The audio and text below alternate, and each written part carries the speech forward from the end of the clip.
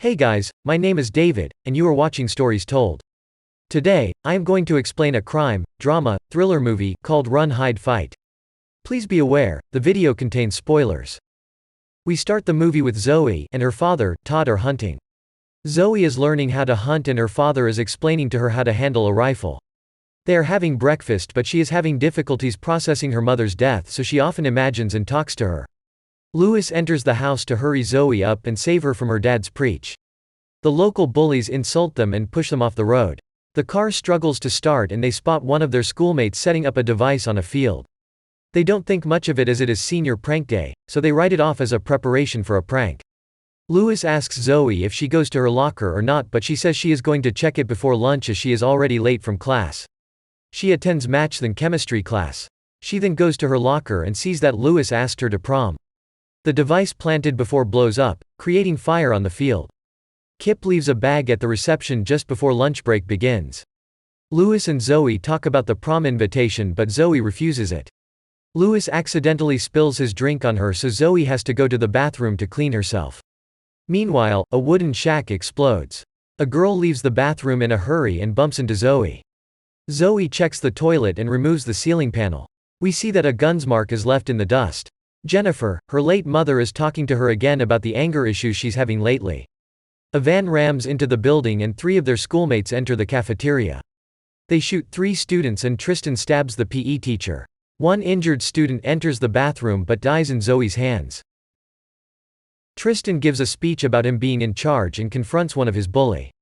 As he tries to talk to him, Chris shoots him as well. Zoe runs and hides just before Kip enters the bathroom. Tristan tells a girl to call her mother and tell her what is happening. Then he asks everyone to do the same and call whoever they want and tell them whatever they want. Louis leaves a message to his mom when Zoe falls down in the kitchen as the ceiling panel breaks under her. Chris goes there to check who made the noise. She is hiding under a counter with a lunch lady when the lady decides to sacrifice herself to save Zoe.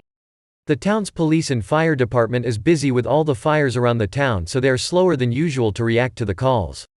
Tristan calls the reception of the school and tells the lady that they occupied the lunch hall. Anna, the 4th shooter, cuts the wires in the custodian room.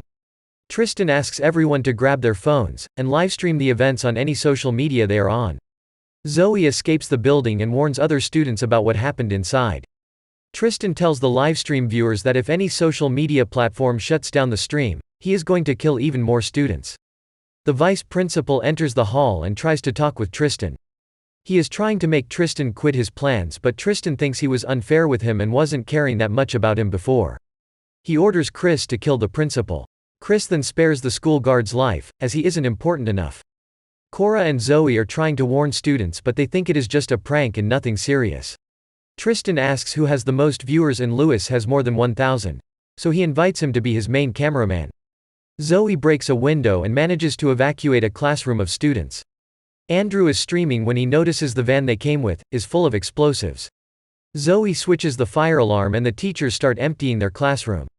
Anna turns off the fire alarm system, so the teachers think it was only a prank and order the students back to their classrooms.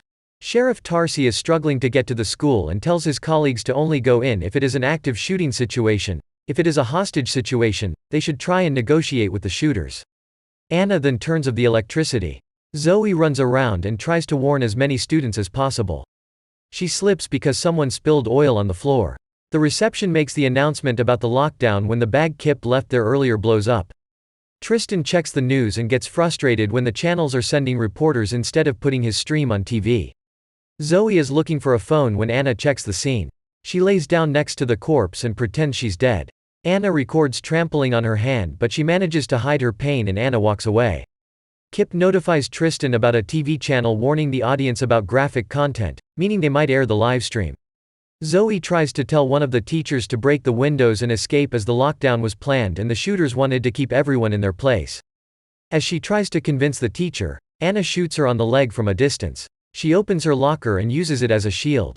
Tristan enters a classroom. Ms. Nunez tries to talk him down but Tristan humiliates her and makes her take off her clothes. Zoe escapes to a room filled with balloons. Anna enters and tries to shoot her down but Zoe manages to turn the gun and shoot her in the head.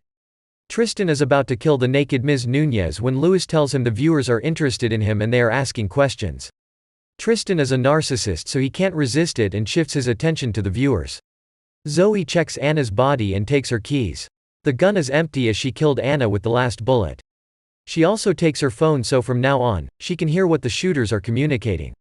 The cops make a visit to Tristian's mother, but they find out she already killed herself while watching the shooting live. Todd is gutting the deer Zoe shot earlier, when he hears the news about the shooting. Chris hears the news about police equipping for assault, so he starts shooting at the cops outside. Tristan orders everyone from the classroom to the cafeteria. Chris is having hallucinations, but Tristan calms him down. Kip shoots another door. Zoe is about to attack him from behind when Anna's phone turns on and Kip notices it. She runs away, but Kip is behind her. Kip finds Anna's body and slips on the oil. Zoe takes a fire extinguisher and hits him on the head. She handcuffs him to a chair and she starts hallucinating about her mother again. Kip wakes up and tells her Tristan called this a reckoning. He tries to justify what he did with telling her how people bullied him, but Zoe has none of it. She shuts him down and tries to awake his remorse by telling him how that innocent girl died in her arms this morning. She leaves him there after taking his shells for the shotgun. Todd arrives at the scene while Zoe finds a group of students. Zoe calls the sheriff and warns him about the group exiting the building. Tarsi asks the reporter to not show the school on camera as the shooters are watching it live from inside. He says he is about to call Tristan and talk with him, so air that instead. Zoe orders the others out, but Mrs. Crawford stays with her to rescue more students. Tarsi and Tristan is on the phone. He shares how much of an edgelord he is and how society ruined everything. The news show a student that just escaped and Chris notices it. Thanks to the news, Tristan realizes the phone call was just a distraction to rescue the students, so he hangs up. Tristan calls Anna and Kip again, but Zoe answers. She tells him she killed Anna and captured Kip. Tristan shoots one of the students and tells her every 5 minutes, someone will die until she shows up at the hall. Todd is watching it live when he decides to take his sniper rifle and look for a spot. Zoe goes back to Kip and convinces him to redeem himself and do something good before it ends. She unlocks his handcuffs and hands him the gun. Todd finds a spot and assembles his rifle. Zoe enters the cafeteria hall unarmed, but Tristan laughs about her being the savior. Tristan and Zoe argue about the meaning of all this. Kip enters the room and threatens them, but Chris shoots him. Zoe and Lewis manages to escape, but Lewis got shot and can't go further.